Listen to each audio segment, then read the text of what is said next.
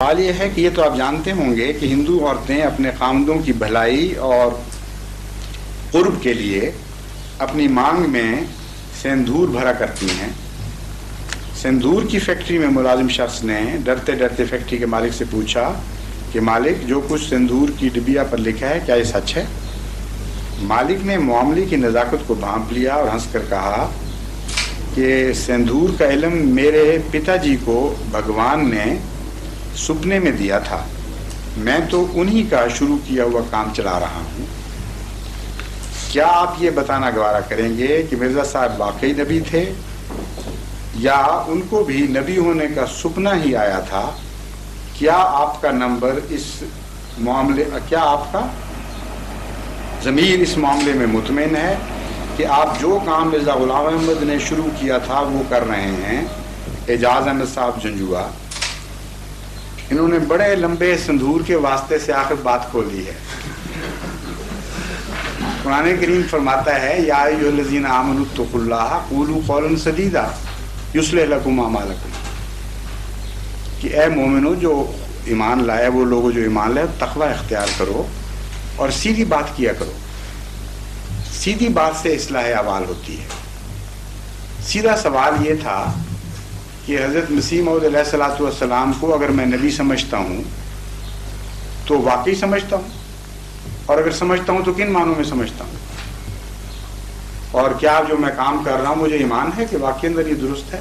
اس کا جواب یہ ہے کہ میں حضرت مسیح موعود علیہ الصلوۃ والسلام کو بالکل ان معنوں میں نبی سمجھتا ہوں جن معنوں میں حضرت صلی اللہ علیہ وآلہ وسلم نے آنے والے مسیح کے لیے لفظ نبی اللہ استعمال فرمایا۔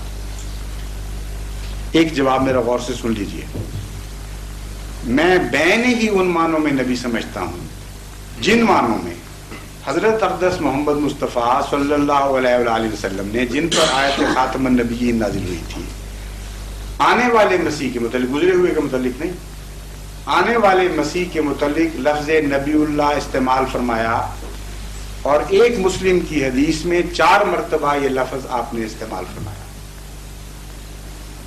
میں ان معنوں میں آپ کو نبی سمجھتا ہوں جن معنوں میں امام مہدی کا مفہوم قرآن کریم میں ملتا ہے، اور جن معنوں میں امام مہدی کی پیشگوئی حضرت صلی اللہ علیہ وسلم نے بیان فرمائی ہے۔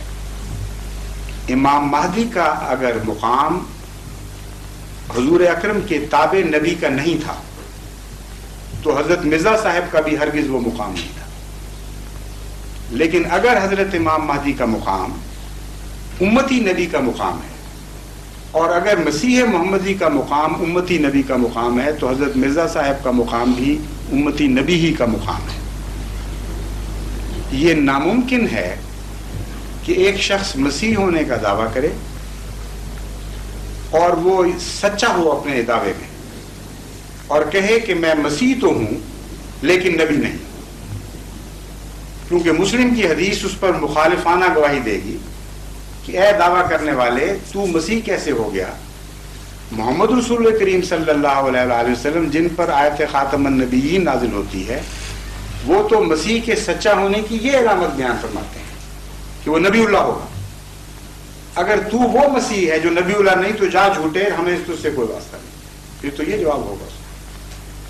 اگر کوئی شخص امام مہدی ہونے کا دعویٰ کرے اور ساتھ یہ دعویٰ بھی کرے کہ مجھے خدا نے بذریعہ وحی امام نہیں بنایا، میں خود بن گیا، تو آپ کو اس کے دعوے کی کوڑی کی بھی پرواہ ہوگی یا نہیں ہوگی؟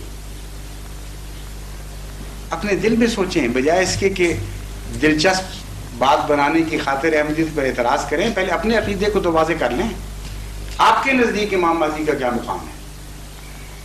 میں جانتا ہوں، اور اگر آپ اپنے دلوں کو ٹٹولیں گے، اپنے علماء سے پوچھیں گے، تو اس نتیجے کے سوا آپ نکال ہی نہیں سکتے کہ امام مہدی امتی نبی کے سوا کچھ بھی نہیں ہو سکتا۔ اس میں وہ 2 شرطیں پائی جاتی ہیں جو ہر نبی کے لازمہ ہیں، جو نبی سے باہر مل ہی نہیں سکتی، اور آپ کا ایمان ہے کہ امام مہدی میں وہ 2 شرطیں پائی جاتی ہیں۔ نبی کی کیا شرط ہے؟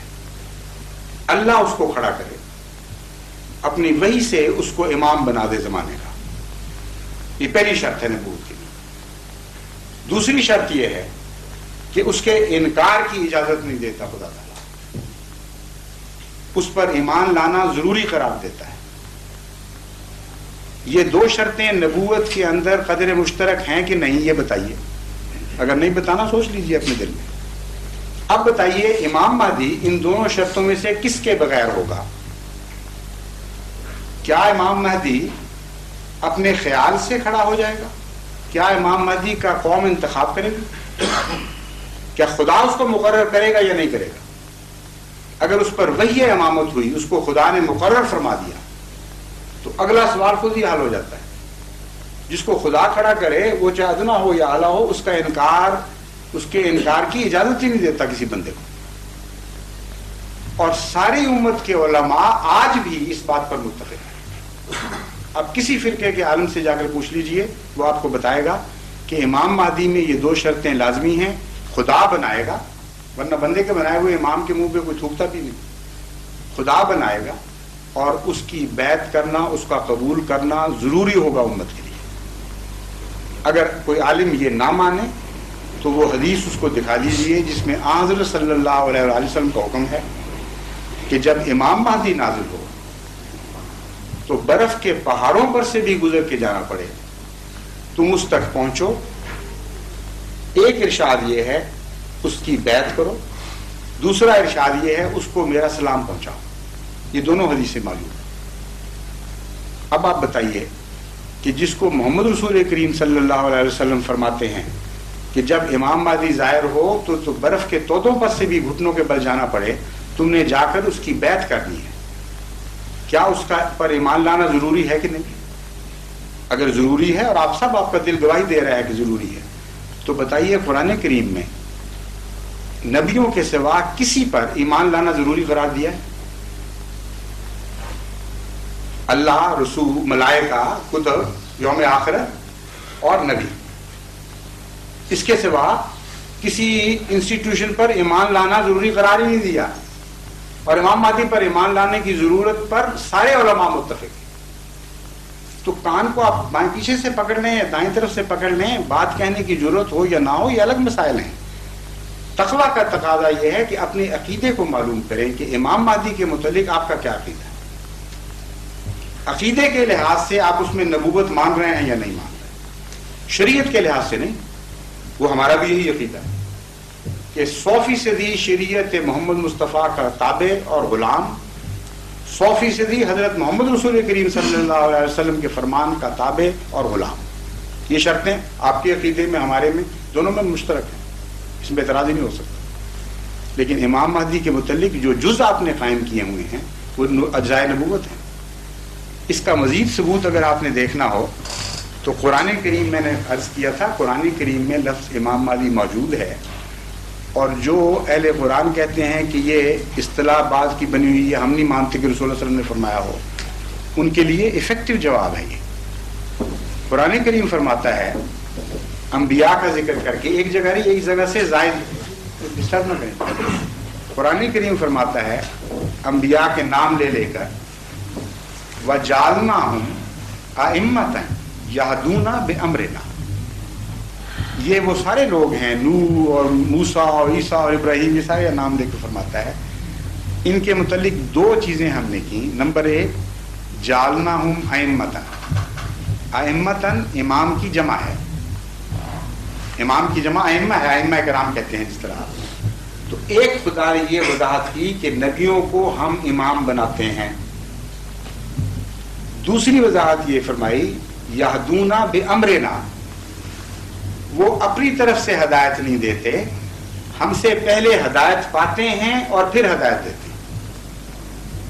جو خود ہدایت دے اس کو کیا کہتے ہیں؟ ہادی۔ عربی گرامر کا لفظ جیسے واقف آدمی فوراً سمجھ سکتا ہے۔ قاتل جس طرح کہتے ہیں، یہ اس میں فاعل ہے۔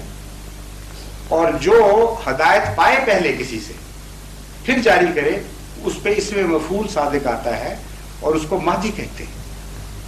تو قرآن کریم نے نبیوں کی تعریف یہ فرمائی ایک جگہ کہ جتنے انبیاء تھے ان میں دو شرطیں پائی جاتی تھیں۔ ایک، وہ ایسے امام تھے جن کو ہم نے بنایا تھا، لوگوں نے نہیں چنا تھا۔ دوسرا یہ کہ وہ ہادی نہیں تھے، مہدی تھے۔